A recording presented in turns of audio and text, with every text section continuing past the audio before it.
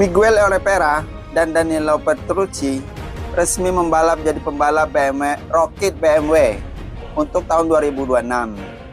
Peluncuran motor BMW ini agak aneh kata gue. Ini aeronya makin jeber aja deh, aeronya makin jeber ya kan. Terus bolongan di moncongnya ini gede banget loh, tapi cakep gitu loh. Mesinnya inline-4, BMW itu mesinnya inline-4 ya, sama kayak Yamaha, sama kayak Kawasaki. Semoga nih Miguel Oliveira jadi gacor di WSBK untuk tahun 2026. Dia rookie ya,